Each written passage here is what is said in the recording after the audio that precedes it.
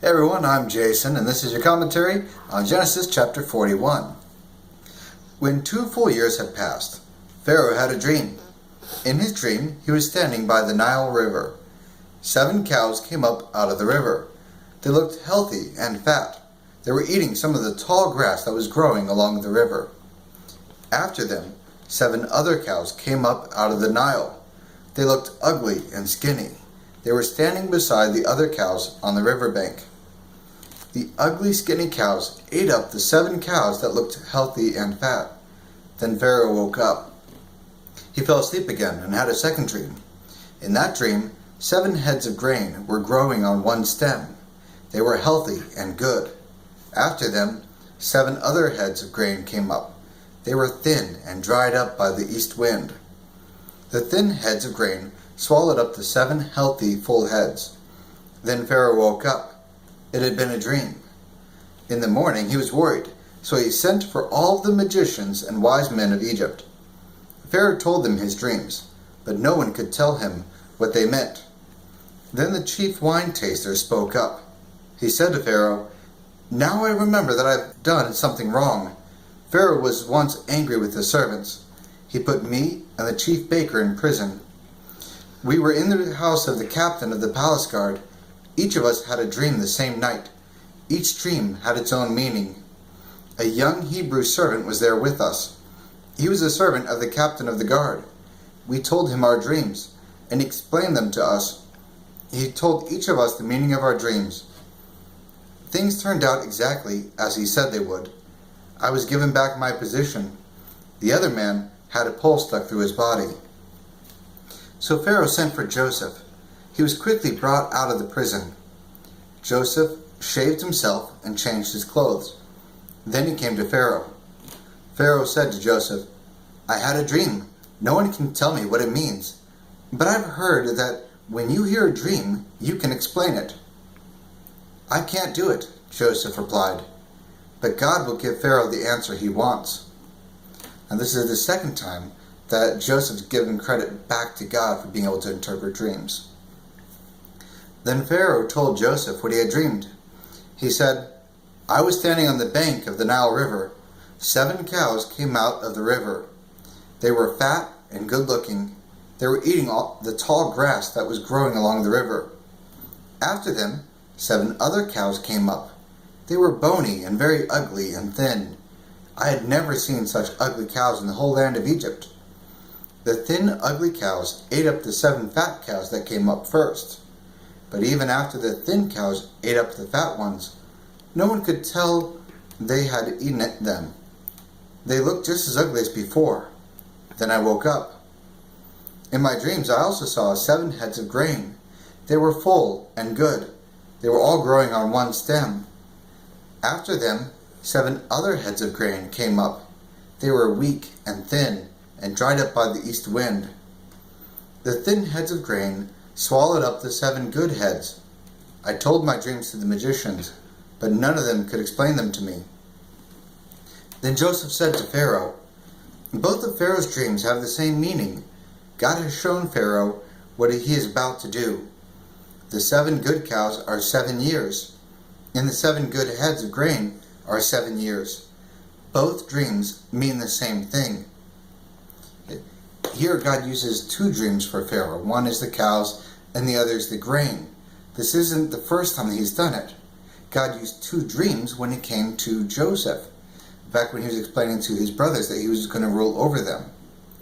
God often uses 2 to show a witness that something is true and is going to happen.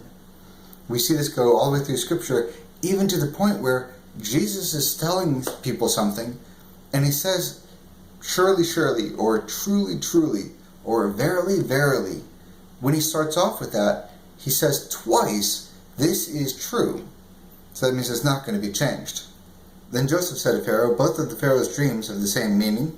The 7 thin, ugly cows that came up later are 7 years. So are the 7 worthless heads of grain that were dried up by the east wind. There are 7 years when there won't be enough food. It's exactly as I said to Pharaoh. God has shown Pharaoh what he's about to do. 7 years with plenty of food are coming to the whole land of Egypt. But 7 years, when there won't be enough food, will follow them.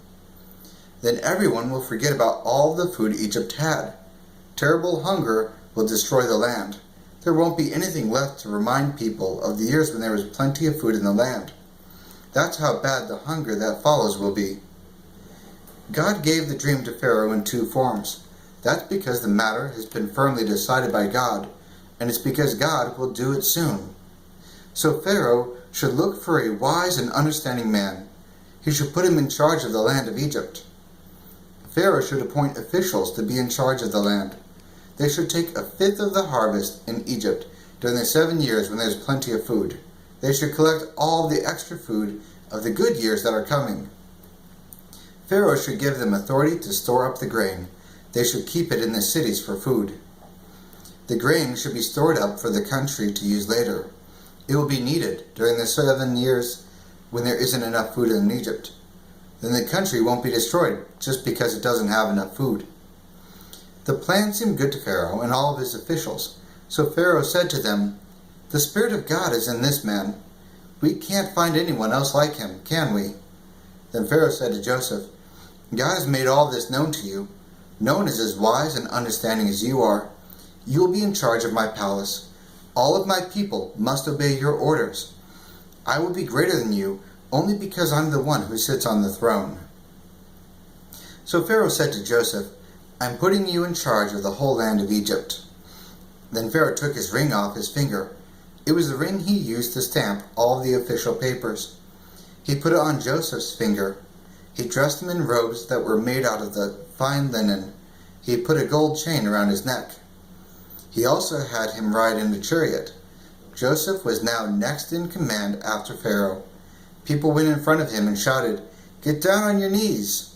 By doing all those things, Pharaoh put Joseph in charge of the whole land of Egypt. Then Pharaoh said to Joseph, "I am Pharaoh, but without your word, no one will do anything in the whole land of Egypt." Pharaoh gave Joseph the name Zaphenath-Paneah. He gave him a wife. She was Asenath, the daughter of Potiphera. Potiphera was the priest of On. Joseph traveled all over the land of Egypt. Joseph was 30 years old when he began serving Pharaoh, the king of Egypt. He left Pharaoh's palace and traveled all over Egypt. Okay. Just as we talked about types for the Christ, in this situation Joseph was 30 when he started his ministry, and Jesus is also going to be 30 when he starts his ministry. During the 7 years when there was plenty of food, the land produced more than the people needed.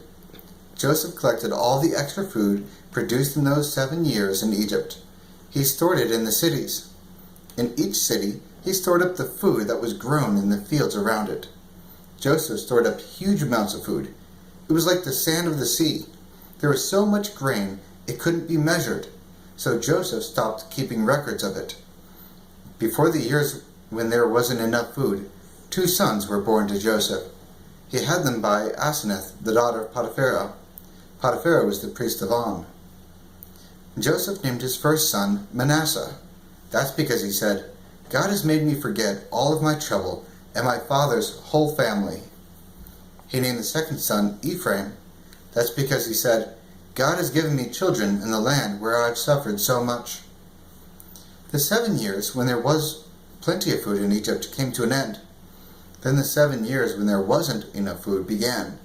It happened exactly as Joseph had said it would. There wasn't enough food in any of the other lands, but in the whole land of Egypt there was food. When all the people of Egypt began to get hungry, they cried out to Pharaoh for food.